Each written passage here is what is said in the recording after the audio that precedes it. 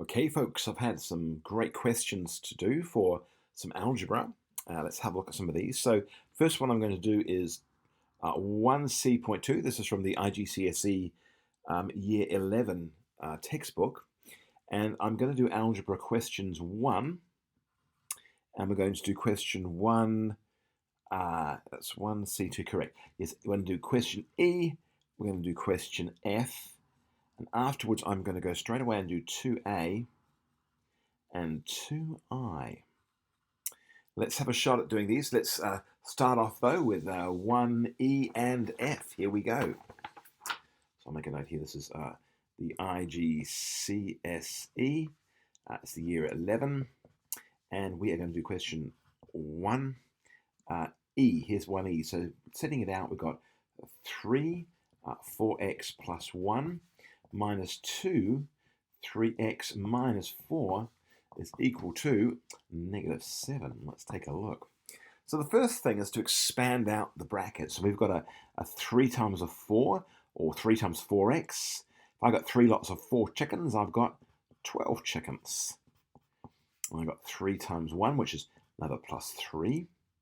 Then I've got a negative 2 times 3x, which is going to be negative, or 2 3s are 6x. And I got negative 2 times negative 4, or negative times negative, it's going to be plus 8. And that's equal to negative 7. All right, so we've got a 12x, and we've got a minus 6x. Well, 12x and minus 6x, I'm going to cross them out. 6 is going to be 6x. 12x minus, got 12 chickens, take away 6 chickens, I got 6 chickens left. I've also got a 3, and I've got an 8. By the way, that negative belongs to the 6 here. So it's nothing to do with anything else. I've got a 3 and an 8. Well, 3 and 8 is 11, so I'm going to have plus 11 is equal to negative 7. I'm going to subtract 11 from both sides. And, of course, negative 7 and negative 11 makes negative 18. So I've got a 6x is equal to negative 18. I'm going to divide both sides by 6. And, of course, 6 divided by 6 is 1. And, of course, 1 times x leaves me with an x. 6 goes into 18 3 times, and it's negative, so it becomes negative 3. And there's my answer. So that's the first one. Let's have a look at F. So I've got, and I'm going to write this out a bit.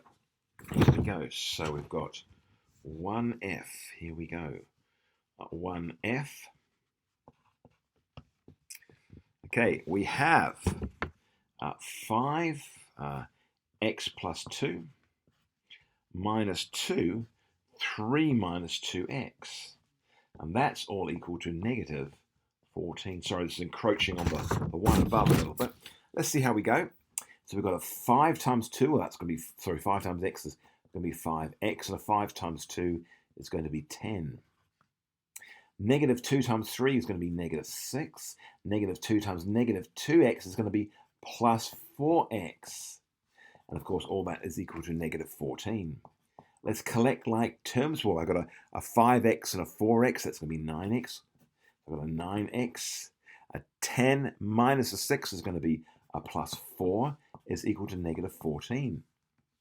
So let's have a look. I'm going to take the 4. I'm going to subtract 4 from both sides.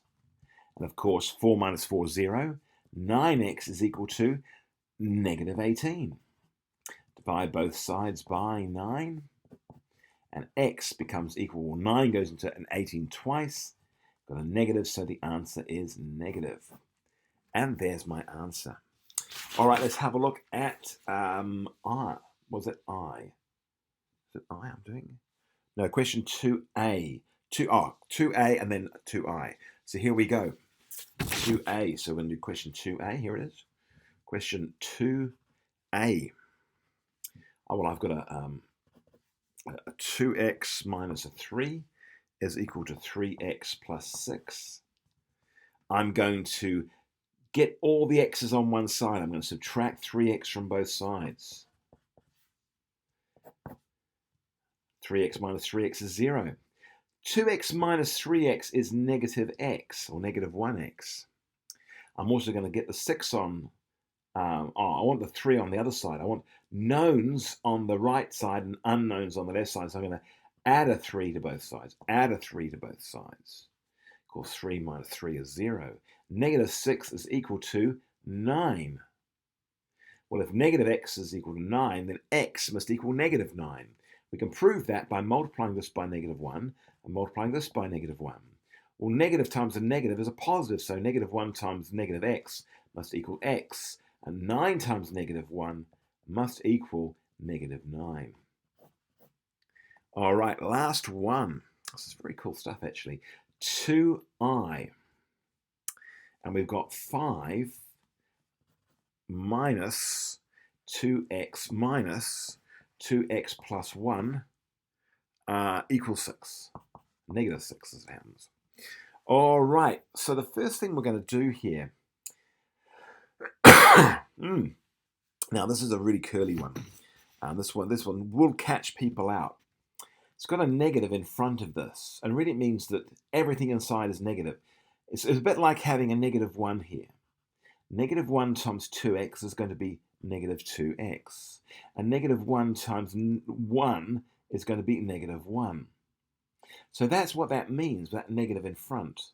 So now I've got a 5 and a minus 2x. And again, this is something that does catch people out all the time. Well, I've got a negative 2x and a negative 2x. That's going to become a negative 4x. And I've got a 5 and I've got a minus 1. Well, 5 minus 1 is 4. So I'm going to put plus 4 is equal to negative 6. Now I'm going to subtract 4 from both sides. There it is. And I've got negative 4x is equal to negative 10. Oops, that's a 10. 0. Divide both sides by negative 4. And x is equal to, well, negative 4 on negative 10 is going to give a positive answer. And that's going to be 10 on 4. Now we can actually simplify that. Let's do that now. 10 on 4, I can divide both of those things by 2. And if I do, that would become 5 on 2. So x is equal to 5 on 2, and the answer is positive.